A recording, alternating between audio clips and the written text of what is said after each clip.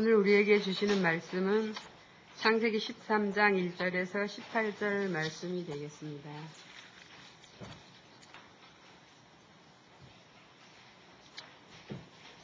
창세기 13장 1절에서 18절 말씀을 이제 봉독합니다. 아브라함이 애굽에서 그와 그의 아내와 모든 소유와 롯과 함께 네겝으로 올라가니 아브라함에게 가축과 은과 금이 풍부하였더라.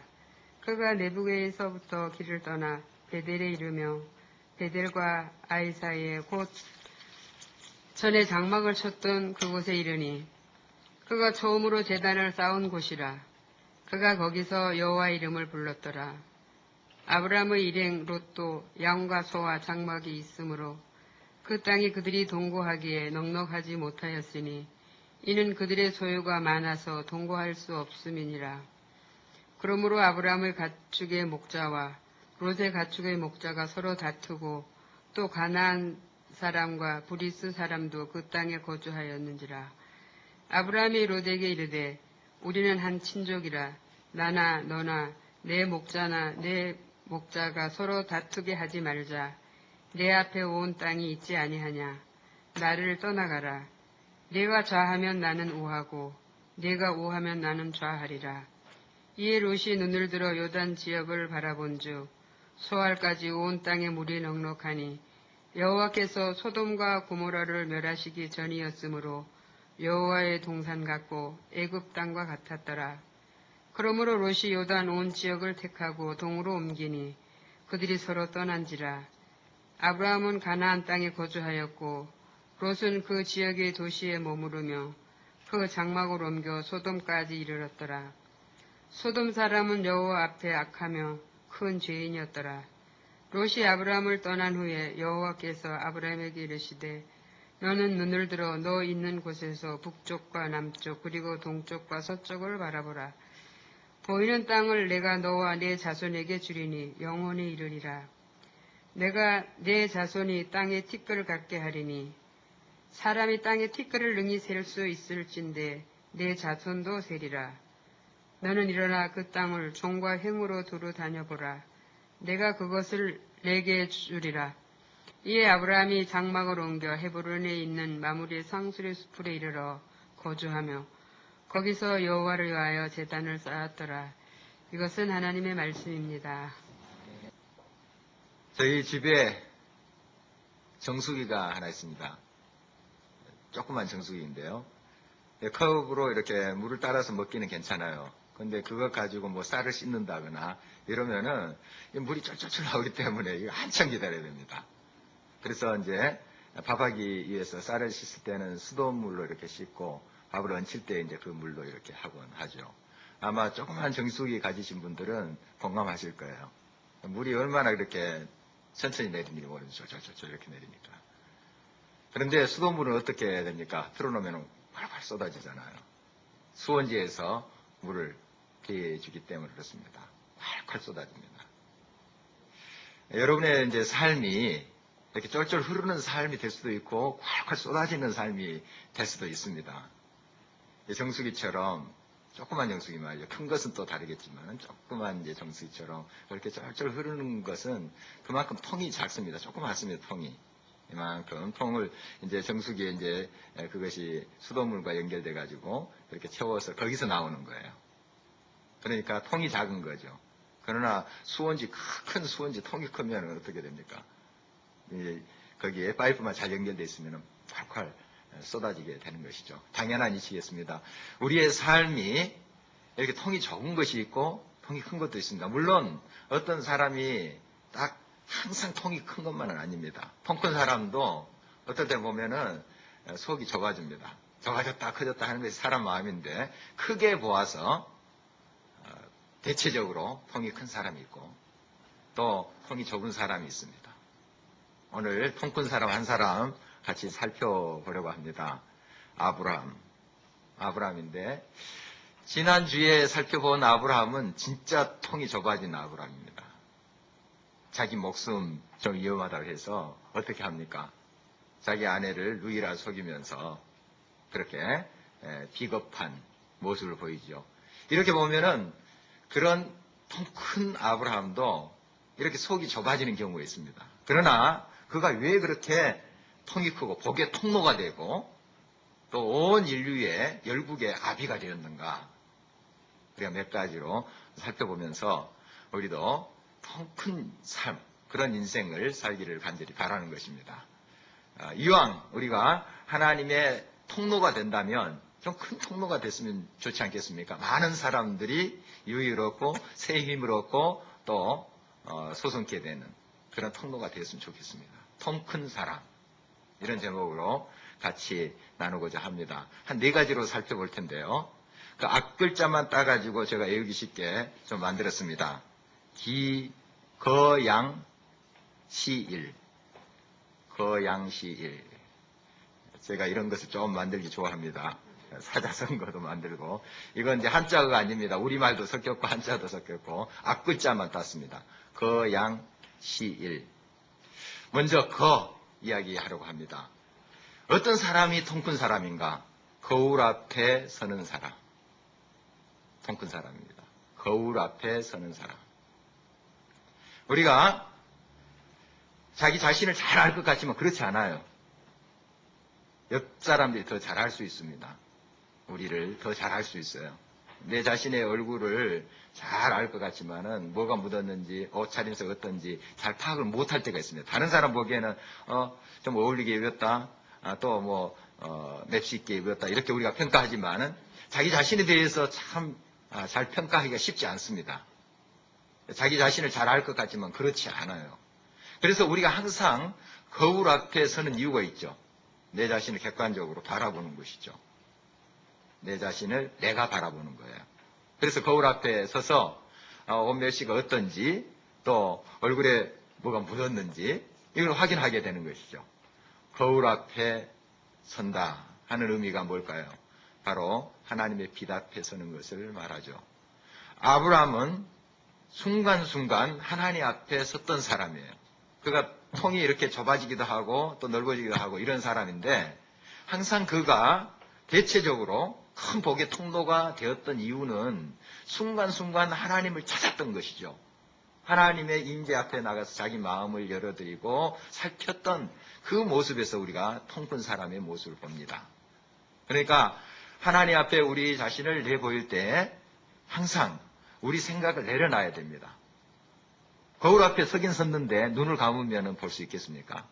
눈을 열고 마음문을 열고 이렇게 해야지 제대로 볼 수 있지 않겠습니까? 예배의 자리 또 하나님과 만남의 그 자리에 와서 거울 앞에 서서 우리 자신을 내려놓고 열린 눈으로 바라볼 수 있어야 됩니다. 영성이 깨어 있어야 된다는 사실이죠. 아브라함은 이렇게 끊임없이 하나님 앞에 나갔던 사람이죠. 이제 애굽에서 그 비겁한 모습을 보인 이 아브라함 가족 데리고 이제 점차 이쪽으로 올라갑니다. 네게부 사막이 있습니다. 유다 밑에 지역에 사막을 거쳐서 이제 다다른 곳이 베델이라는 곳입니다. 3절 말씀 다시 한번 한 목소리로 읽어보도록 하겠습니다. 그가 네게부에서부터 길을 떠나 베델에 이르매 베델과 아이 사이 곧 전에 장막 쳤던 곳에 이르니 전에 거쳐갔던 곳입니다. 베델은 그곳에서 잠시 머무르고 가축도 이렇게 또 키우고 했던 그런 곳입니다. 그곳을 다시 찾는 거예요. 그런데 더 의미 있는 것은 그곳이 어떤 곳인가 하는 4절 말씀입니다. 그가 처음으로 제단을 쌓은 곳이라 그가 거기서 여호와의 이름을 불렀더라. 그 베델이 어떤 곳이라고요? 제단 쌓은 곳, 여호와의 이름을 불렀던 곳, 하나님과 교제했고 하나님의 빛 앞에 임재 앞에 섰던 그곳이 바로 베델입니다. 그러니까 예배의 자리로 나아갔다는 것이죠. 하나님 임재 앞에, 하나님 빛 앞에 선다는 것은 예배의 자리에 우리가 나아가는 것을 말합니다. 그래서 때마다 우리가 주일이면 예배의 자리에 나가고 또 수요 기도회 때 또 그런 하나님의 임재 앞에 나아갑니다. 또 새벽마다 이렇게 하나님 앞에 나아가는 그런 우리의 삶의 모습에서 우리는 다시 거울 앞에 선 우리의 자신을 또 비유해 볼 수가 있습니다. 그러니까 항상 하나님과 교제하는 그 자리, 하나님의 임재를 경험하는 그 자리로 되돌아가는 겁니다. 이 사람이 통 큰 사람입니다. 자기의 통에 뭔가 걸려 있는 건지, 나뭇가지가 걸려 있는 건지, 거기에 다른 이물질이 쌓여 있는 건지 살펴보면서 그것을 제거해야 되겠죠. 우리가 그것을 잘 분별하고 제거할 때에 그 통은 또 큰 통으로 준비되어집니다. 그 통로에 또 하나님의 은혜의 강물이, 또한 생명의 강물이 막 흐르게 되는 것이죠. 그러지 않고서 자꾸 세상의 것으로 채워져 있다면 아무리 하나님께서 통을 주셨다 할지라도 그 물이 제대로 흐를 수 없죠. 가끔 이제 요즘 동파가 일어납니다. 잘 관리하지 않으면 얼음이 꽉 차가지고 파열이 돼버리죠. 그러면 어떻게 됩니까? 물이 다 새게 되죠. 난장판이 돼버립니다. 우리가 항상 점검을 해야 되겠죠. 하나님 앞에 그 통로가 바로 세워져 있는가. 하나님 임재 앞에 우리 자신을 내려놓고 항상 비우고 하나님의 복과 은혜가 나를 통해서 흘러가도록. 이 사람이 통큰 사람입니다. 또 이 사람을 통해서 하나님께서 역사하시는 거죠. 아브라함이 참 우리가 똑같은 사람이지 않습니까? 실수도 하고 또 우리보다 더 큰 실수를 했을지도 모르겠습니다. 다윗 한번 생각해 보십시오. 참 통큰 사람이지만은 우리보다 아주 굉장히 큰 실수를 했잖아요. 그래도 불구하고 왜 이런 인물들이 그렇게 하나님의 마음에 합한 자라고 평가를 받습니까? 자기 자신을 인정할 수 있었어요. 하나님 앞에, 임재 앞에 나와서 나는 부족합니다. 나는 연약합니다. 다시 세워주시옵소서. 하나님의 통로로서, 하나님의 도구로서 삼아주십시오. 항상 거울 앞에 섰던 그들의 모습이었기 때문에 우리가 그들이 하나님 앞에 인정을 받은 사람이다. 이렇게 우리도 평가를 하는 것이죠. 거울 앞에 서는 사람. 그 사람이 진정 통큰 사람입니다. 하나님의 은혜를 활활 쏟아주는 그런 통로가 되는 삶이 바로 그러한 거울 앞에 선 예배의 자리, 하나님의 임재를 사모하면서 기쁨으로 나아가는 그런 삶에 가능한 것이다 하는 것을 볼 수가 있습니다. 두 번째 뭐죠? 양. 뭐겠습니까? 예, 양보하는 사람 역시 훌륭한 학생입니다. 양보하는 사람. 그 사람이 참 통이 큰 사람이죠. 14절, 16절 말씀을 보면 14절이 아니라 5절입니다. 5절에서 13절 말씀을 보면은 그 양보하는 아브라함의 모습을 보게 됩니다. 우리가 다 좀 많이 들어서 알고 있는 내용이죠. 아브라함과 롯이라는 조카가 같이 이제 지내면서 이동할 때도 같이 이동했습니다. 이 롯의 아버지 이름이 뭐죠? 하란. 뭐 잘 기억하지 않으셔도 괜찮습니다. 하란인데 원래 하란이 첫째 아들로 보여요. 그 아버지 데라가 있잖아요. 데라의 첫째 아들로 보입니다. 그런데 일찍 하란이 죽었어요. 자녀들 남겨놓고 죽었습니다. 그러니까 아브라함이 둘째인데 첫째가 된 거죠. 맞이가 된 것입니다. 그리고 이 하란의 아들 롯, 자기 조카를 자기 양 아들로 삼은 거예요. 그러니까 아브라함은 지금 자기의 친아들이 없습니다. 친자녀가 없어요. 지금 이 상태, 나중에 이제 이삭을 얻게 되지만 지금 이 상태에서는 이 롯이 양아들입니다. 롯의 아버지가 돌아가셨기 때문에. 그래서 같이 데리고 이렇게 살았어요. 산데 결혼도 시키고 독립을 시켜줬습니다. 같이 지내긴 하지만은 살림은 따로 해요. 따로. 그런 모습을 봅니다. 각기 자기의 재산들이 있어요. 자기 가축들이 따로 있는 것을 보게 됩니다. 그래서 아브라함에게 하나님께서 큰 복을 주시고 또 애국 가서도 또 많은 것을 또 주셨습니다.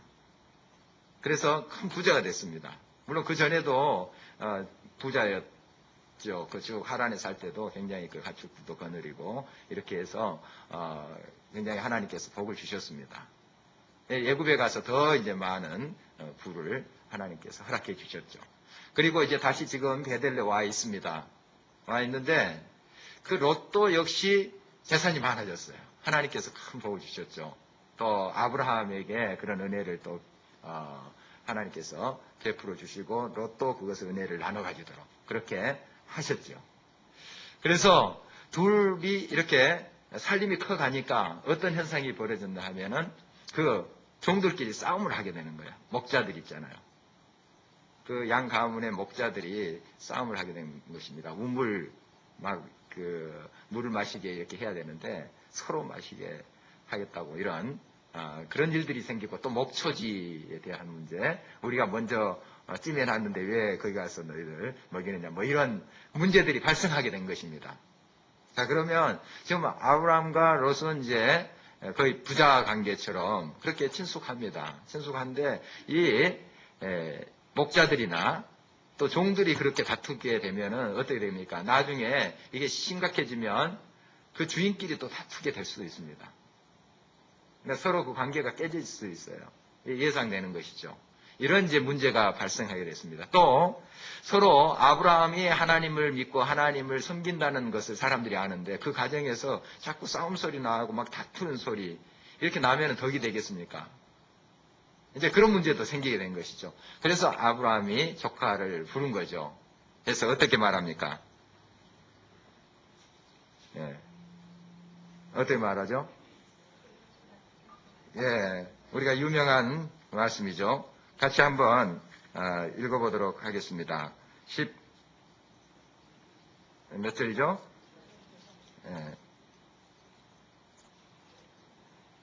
예, 9절입니다. 9절. 같이 한번 읽겠습니다. 내 앞에 온 땅이 있지 아니하냐? 나를 떠나가라. 내가 좌하면 나는 우하고 내가 우하면 나는 좌하리라. 양보하는 것이죠. 이 아브라함 편에서 보면은 아브라함이 먼저 좋은 땅을 차지할 수 있습니다. 그래도 사람들이 뭘 하겠어요? 아버지 지금 역할을 하고 있는 아브라함이 먼저 내가 할 테니까 이제 내가 독립해서 살아라. 이렇게 해도 그건 뭐 사람들이 그렇게 잘못했다 이야기하지도 않고, 또 롯도 그동안 그 삼촌의 은혜로 얼마나 큰 부자가 됐습니까? 또 정말 삼촌이 가만히 있었겠어요. 밤에 몰래 양 몇 마리 더 그 우리에 넣어주고 아마 그랬을 거예요. 아마 상상을 해보면. 아브라함 충분히 그러고도 남습니다. 그렇게 해서 부자가 되게 했습니다. 롯도. 그러니까 아브라함이 좋은 땅을 차지해서 가면 롯도 뭐 그렇게 불만을 할 처지는 아닙니다. 감사하죠. 감사할 처지인데, 그러나 아브라함은 그것까지 내려놓습니다. 그리고 그 롯이 조카가 먼저 땅을 차지하도록 합니다. 참 이런 걸 보면 얼마나 마음이 넉넉한 사람이다 하는 것을 볼 수 있죠. 반대로 이제 롯을 한번 살펴보도록 하겠습니다. 10절 같이 한번 읽겠습니다. 이에 롯이 눈을 들어 요단 지역을 바라본즉 소알까지 온 땅에 물이 넉넉하니 여호와께서 소돔과 고모라를 멸하시기 전이었으므로 여호와의 동상 같고 애굽 땅과 같았더라. 지금 이 롯이 자기가 눈에 보이기에 아주 좋은 것을 선택하고 있습니다. 보니까 소돔과 고모라 멸망하기 전이니까 거기는 막 지금 초장이 막 깔려 있습니다. 물이 많으니까요. 초장이 깔려 있고 막 예를 들어서 정말 즐길 수 있는 그런 편의시설, 오락시설도 있고, 요즘 말하면 뭐 학군도 좋고, 이런 것이죠. 딱 보니까 그게 좋거든요. 그래서 그것을 이제 롯이 먼저 택합니다. 이렇게 양보를 아브라함이 함으로써 이제 롯이 자기가 좋을 대로 그것을 갖고, 이제 아브라함은 다른 곳으로 이렇게 향하게 돼, 헤브론으로 향하게 되는 것을 보게 됩니다. 여러분, 이렇게 양보할 수 있을까요? 좋은 자리가 있는데, 좋은 것이 있는데 다른 사람이 또 그것을 가고 싶어요. 그러면 이렇게 양보할 수 있어요? 좋은 자리에서 내가 이제 장사를 하게 되는데 그걸 다른 사람에게 이렇게 물려주고 나는 다른 곳으로 간다. 만약에 장사하시는 분들, 그럴 수 있습니까? 아브라함은 그 마음에 하나님이 계셨어요. 하나님이 어디를 가나 나와 함께 하시는 하나님, 임마누엘 하나님이 계시죠. 광야 산지 가더라도 하나님은 나와 동행하신다 하는 마음이 있습니다. 그래서 어디든지 감사하는 거죠. 그런 마음이 있었어요. 그러니까 그 마음이, 넉넉한 마음이 있으니까 양보도 할 수 있는 거죠. 마음이 좁으면 그렇게 하겠습니까? 마음 좁은 사람은 그렇게 못합니다. 내가 좋은 거 취하지. 빨리 취하고 그 다음에 이제 다른 거 마음대로 가지라고 하나 자기 딱 챙겨놓고 좋은 거. 그렇게 하죠, 보통. 그러나 그 좋은 것까지 다 내놓고 너가 취해라, 먼저.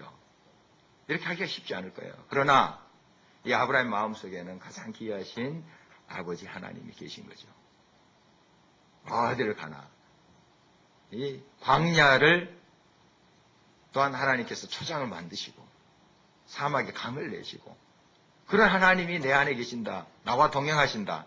하는 것을 믿었기 때문에 마음이 넉넉합니다. 그러니까 양보도 할 수 있는 거죠. 넉넉하니까 양보할 수 있는 거죠. 여러분, 진정 양보하는 사람, 통이 큰 사람입니다. 하나님이 그 안에 계신 분이에요. 그 심령에, 그의 삶의 중심에 계신 분이에요. 그런 분들은 정말 넉넉하게 모든 것을 양보합니다. 오늘 있었던 일을 잠깐 간증하려고 합니다. 저희 교회에서 지금 주일 2부 찬양대 지휘자를 구하고 있습니다. 두 분을 이제 면접을 했어요. 그래서 한 사람이 결정이 됐습니다. 결정이 됐어요. 젊으신 지휘자인데 결정이 됐는데 어떤 일이 생겼냐 하면은 지금 사역하고 있는 교회에서 안 놔주는 거예요. 올 10월 말에 이제 교회를 올해 연말로 그만두겠습니다. 다른 데가 임대를 찾겠습니다. 이야기를 드렸어요. 그래서 그 교회에서도 이렇게 찾았는데 못 찾은 거예요. 지휘자를. 못 찾은 거예요. 그래서 더 있어 주라고 이렇게 한 겁니다. 그런데 여기에서 결정이 났죠. 우리 교회에서는. 결정이 나서 오기로 했는데 그 말까지 다 그 교회 이야기한 거예요. 다 면접해서 다 가기로 그렇게 결정이 됐습니다. 그런데 그 교회에서 어떻게 이야기하냐면은 목사님께 좀 잘 이야기해서 계속 남아있도록 그렇게 좀 말씀해 줬으면 좋겠다. 이런 곤란한 일이 생기게 된 것입니다. 그래서 제가 이제 오늘 정식 때쯤 통화를 했죠. 통화를 했습니다. 이제 사정을 들어보니까 이제 딱 하는데 여기 오고는 싶은데 또 거기서는 붙잡고 안 놔주고 또 다른 지휘자를 또 찾아야 되는데 찾지 못하고 그런 상황이 됐습니다. 그래서 제가 그런 이야기를 했습니다. 제가 입장을 바꿔놓고 생각해봐도 이거 다른 어떤 직장이나 스카웃도 하고 이렇게 빼낼 수 있는데 또 교회고 또 같은 교단이고 그러기 때문에 그냥 그곳에 남아있는 것이 좋겠습니다. 제가 그렇게 이야기했어요. 본인의 생각도 묻고 그래서 아주 그냥 저한테 너무 미안하고 또 우리 교회 장로님도 이제 알게 되셨는데 너무나도 이제 내가 곤란해질까봐 그걸 막 몸둘 바를 모르더라고요. 제가 이제 전화로 그걸 느낀 거예요. 그래서 내가 그거 잘 우리 장로님께 말씀드리겠다 하면서 그 교회에 그대로 머물면서 잘 사역을 하시라고 이렇게 했습니다. 그런데 오늘 이력서가 또 한 통 들어왔어요. 기간이 지난주 금요일에 끝났습니다. 마감이. 그런데 들어왔어요, 이력서가. 지금 이제 수도 방위사령부의 군악대 지휘를 하는 사람인데 지원을 한 거예요. 여러 교회에서도 지휘의 경험이 있고 이렇게 한 사람인데 지원을 했어요. 그런데 거기에 보니까 전화번호가 없는 거예요. 전화번호가 없어요. 그러니까 이제 그 군대에 한번 전화를 해볼까, 또 이메일로 왔기 때문에 이메일로 전화번호 알려달라. 이렇게 이제 또 이메일도 우리 전도사님 보내고 했습니다. 그런데 학부를 장로의 신학대학 나왔습니다. 학부를. 그래서 제가 이제 그 장로의 신학대학 그 수첩이 있습니다. 학생들 쭉 사진 나오고 쭉 그 전화번호 나온 게 있어요. 그걸 보니까 나와 있더라고요, 거기에. 그래서 거기에 이제 핸드폰 전화번호 틀리고 집 전화번호 이게 좀 오래된 것인데 맞을까 하면서 걸어봤더니 그 어머님과 나중에 알고 봤더니 그 아내가 받았다고 그래요. 아내가 그 어머니 집에 잠깐 머물고 있는데 거기서 받았다고 그러더라고요. 그래서 이제 그 통화가 됐습니다. 전화 통화가 됐어요. 알고 봤더니 제가 몇 년 전에 장로신학대에서 가르친 학생이에요. 제 반에서 공부했던 학생이에요. 제가 잘 기억이 안 나는데 내 수업 들었냐고 그랬더니 수업을 들었다고 그래요. 바로 그 학생인데, 이 군악대 지휘하는 것이 장교 모집이 있었나 봐요. 모집이 있었는데, 지금 그런 장로신학대학 출신 중에 그런 사람이 없답니다. 자기가 이제 첫 케이스인데, 거기에 막 수십 명이 몰려왔네. 3명 뽑는데. 수십 명이 몰려왔는데, 뭐, 쟁쟁한 사람, 서울대, 뭐, 한해종, 뭐, 이런 쟁쟁한 사람들이 왔나 봐요. 내가 되겠나. 이런 생각했대요. 그래서 막, 이 사람, 저 사람 기도부터 하고, 그렇게 했는데, 뽑혔어요. 뽑혀가지고 지금 이제, 수방사에서 지금, 군악대 지휘를 이제 하는, 친구인데, 아까 여기 잠깐 왔습니다. 근데 애기가 갑자기 아프다 그래서, 빨리 또 갔거든요. 정말, 제가 좀 먼저 포기한 그 사람 아깝더라고요. 굉장히 훌륭한 그러한 또 청년이고, 또 앞으로 또 정말 음악으로 이렇게 크게 또 하나님의 영광을 돌리는 그런 사람을 인터뷰하면서 그걸 많이 느꼈습니다. 그런데 그 상대 교회의 입장을 한번 생각해 봤어요. 그 입장이 되면 어떻게 생각할까? 이런 입장으로 생각하고 내가 좀 양보를 한 거죠. 그 교회에 양보를 한 겁니다. 그런데 하나님께서 정말 더 뭐 비교는 할 수 없지만은 또 아름다운 방법으로 이렇게 채워주신다. 그래서 당장 다음 주부터 할 수 있다고 이렇게 말을 들었습니다. 그리고 얼마나 하나님께서 오묘하게 이끄시는지 아까 굉장히 전율이 일어나더라고요. 제가 잘 전달을 했는지 모르겠지만은 야 하나님이 이렇게 기가 막히게 인도하시는가 하면서 정말 제 몸이 좀 오싹해졌습니다. 어떻든 우리가 우리의 삶에 내가 좋은 것을 취하려고 많이 하죠. 그리고 내 생각대로 많이 이렇게 하려고 합니다. 그러나 하나님의 뜻을 한번 묻고 좀 양보할 줄 아는 그런 이제 삶을 살 때 하나님께서는 또 기가 막힌 방법으로 채워주시고 함께 하시는 것을 볼 수 있습니다. 이것이 이제 단적인 금방 최근에 뜨끈뜨끈한 간증인데요. 아브라함 그런 삶을 삽니다. 이삭 보세요. 땅을 파면 막 물이 솟습니다. 그 창세기 보면은. 이삭이 가는 곳마다 땅을 파면 물이, 그 당시에 이 우물물이라는 것은 굉장히 생명줄이지 않습니까? 양떼들 먹이고 또 자기도 마시고 이렇게 하는 것인데 가는 곳마다 물이 솟아요. 그러면은 그곳에 있는 사람 그거 다 떼서요. 그러면 그대로 양보하고 다른 곳에 물을 팝니다. 그 모습 우리가 창세기 살펴볼 수 있어요. 하나님께서 그렇게 하나님의 사람들을 인도하십니다. 그러니까 여러분들이 세상의 관점만 가지고 차지하지 아니하면은 내가 다 뭐 실패할 것 같고 망할 것 같고 그렇지만 그렇지 않습니다. 그냥 하나님의 뜻을 묻고 그것을 너무 또 가지려고 하면은 또 양보하고 또 큰 것을 바라보고 이렇게 나아갈 때 하나님께서 모든 길을 인도하신다 하는 것이죠. 아브라함은 양보하는 사람이었습니다. 그러므로 통이 큰 사람이죠. 세 번째 뭡니까? 뭐겠습니까? 시야가 넓은 사람. 시야가 넓은 사람입니다. 15절 말씀 같이 한번 읽겠습니다. 같이 한번 읽겠습니다. 시작.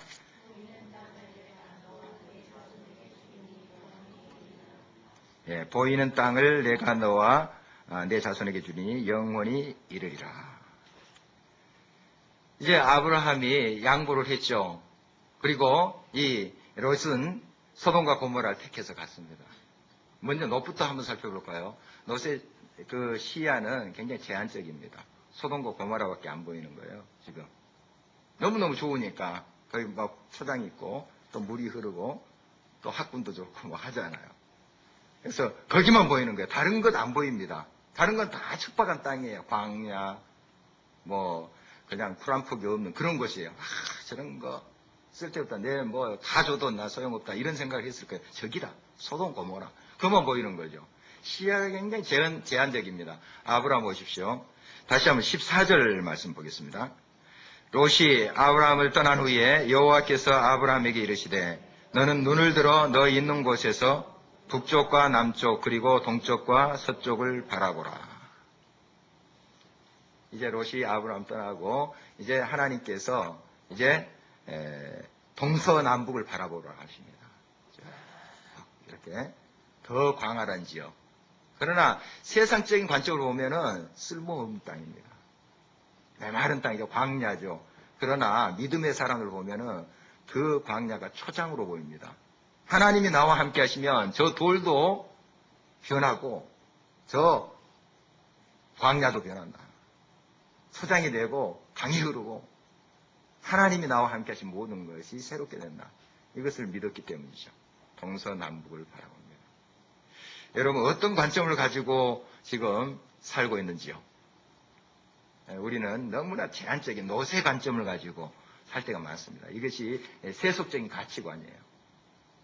좋은 거, 또 좋은 직장, 좋은 학교 이것만 생각하죠. 그리고 다른 좀 비교되는 세상적으로 비교되는 그런 것들은 무시합니다. 뭐 저런 학교, 저런 직장. 보통 세상 사람들 이렇게 비교하면서 평가를 합니다. 그러나 시야가 넓은 사람은 다른 것을 봅니다. 근데 가정 형편이 어려워서 뭐 전문 학교 갈 수도 있고 또 어떤 대기업이 아닌 그러한 직장에 갈 수가 있잖아요. 그러나 통이 큰 사람, 또 시야가 넓은 사람은 그곳에서 최선을 다합니다. 성실을 다해요. 요셉은 감옥 안에서조차 실패의 자리 아닙니까? 감옥이라는 것은. 실패의 자리입니다. 인생 이제 뭐 끝나는 자리라고 볼 수 있습니다. 감옥. 상상을 해보십시오. 거기에서도 시야가 넓습니다. 하나님의 비전을 보고 있어요. 꿈을 보고 있어요. 거기에 들어가서도 그를 통해서 하나님께서 얼마나 놀라운 역사를 합니까? 나중에 보면. 굉장한 역사를 하잖아요. 그러니까 우리가 어떤 좋은 학교 들어갔다, 또 상대적으로 이 세상 관점에서 좀 안 좋은 학교에 들어갔다 하더라도 그 상관은 없습니다. 그 안에서 내가 어떤 가치관과 어떠한 시야를 가지고 있는가가 중요한 거예요. 보통 이제 좀 좋은 학교에 간 사람들이 좀 시야가 비교하면 넓다고 이렇게 볼 수도 있습니다. 그러나 꼭 그렇지는 않아요. 꼭 그렇지 않습니다. 그러니까 정말 좋은 직장이 아닌 곳에서도 큰 시야를 갖는 사람이 있고 또 좋은 직장에 가진 사람도 좁은 시야를 가질 수 있어요. 그러니까 직장에 그런 차이가 아니라고 볼 수 있습니다. 엄밀한 문제로 보면. 근본적인 문제는 그것이 아니에요. 나의 존재 양식이에요. 어떤 조건을 우리가 자꾸 이야기합니다. 어떤 좋은 학교, 어떤 좋지 않은 학교, 이런 조건을 많이 이야기해요. 그러면은, 그런 좋은 학교 다니면은 시야가 넓은 것처럼 착각을 해요. 그렇지 않습니다. 그런 좋은 학교 들어가면서도 시야가 좁은 사람, 마음이 아주 밴댕이 속이랍니까? 예. 그 많은 사람들이 얼마나 많은지 모릅니다. 다 그렇다는 것은 아니에요. 그러나 정말 좋지 않다고 세상 사람들 평가하는 그런 곳에서도 세계를 향한 비전을 품는 사람들이 있었다고요. 그러니까 어느 곳에 있든지 우리가 시야가 넓어야 됩니다. 시야가 넓어야 돼요. 감옥 안에서조차도 요셉은 큰 꿈을 꿨잖아요. 십자가에 한정된 그 공간 속에서도 인류 구원의 큰 꿈을 선포하셨잖아요. 우리 예수님이. 인생의 눈을 보면 실패자 아닙니까? 실패자죠. 십자가에 죄수로 죽는 건데 흉악범들이 달리는 십자가에 죽는 건데 실패입니다. 제자들도 착각을 했죠. 실망하고 다 예수님이 십자가 돌아가실 때 도망가잖아요. 다 흩어졌습니다. 제자들도 잘 깨닫지 못했어요. 그러나 그 예수님께서 이 온 인류를 구원하셨지 않습니까? 이 구원에 그러한 소망을 주셨지 않습니까?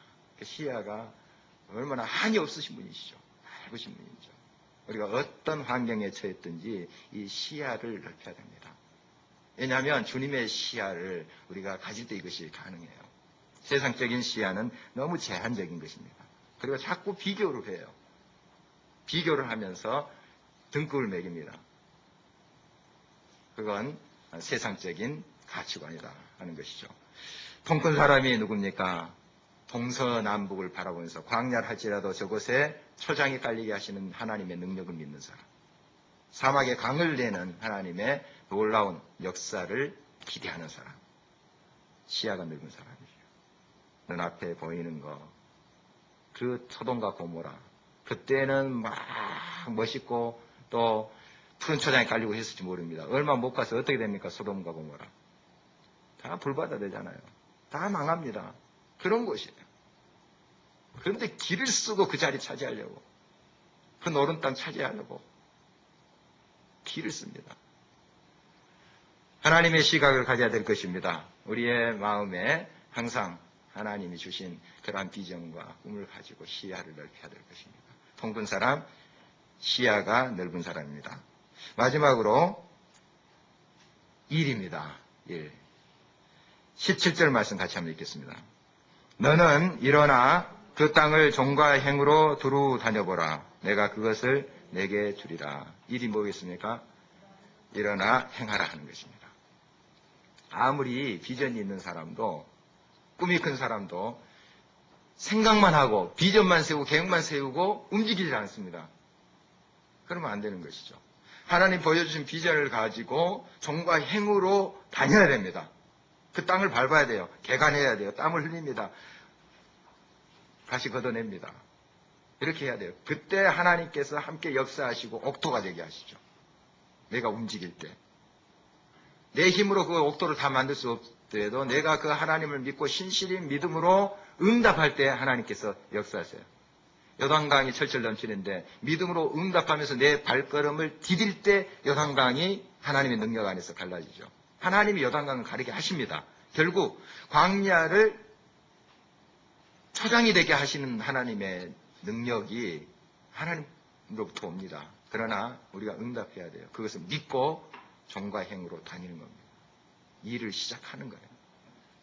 빛의 화가 렘브란트 이야기 나눈 적 있죠. 렘브란트. 그 사람에게 어떻게 이렇게 빛의 조화를 잘 나타내면서 그림을 그립니까? 어떻게 이러한 작품들이 나올 수 있습니까? 사람들이 많이 물을 때 먼저 붓을 드십시오. 생각만 하지 마시고 먼저 붓을 들고 시작하라는 거예요. 우리는 꿈만 많이 꿉니다. 막 기도도 많이 하는데 실제 삶 속에 그 말씀대로 행함이 너무 부족합니다. 믿지 않는 것이죠, 사실은. 하나님의 말씀 믿고 그대로 행할 때 하나님께서 그 가운데 지혜를 주시고 능력을 주시고 헤쳐갈 그러한 모든 또한 재능을 주십니다. 그러므로 우리가 하나님께서 주신 그 비전, 그걸 동서남북을 바라보면서 우리가 갓때 앞으로 한 걸음, 두 걸음 나가는 겁니다. 바로 이것이 하나님께서 여러분을 통해서 이루실 놀라운 역사라는 사실을 언제나 깨달아야 될 것입니다. 아까 이제 마음모아 찬양대 지휘자로 오는 우리 그 선생을 좀 이야기를 했습니다. 지난주 금요일로 다 이게 마감이 된 거예요. 그런데 오늘 이력서가 들어왔거든요. 거기에 쭉 광고에 장로신학대학 초빙 게시판에 올린 거예요.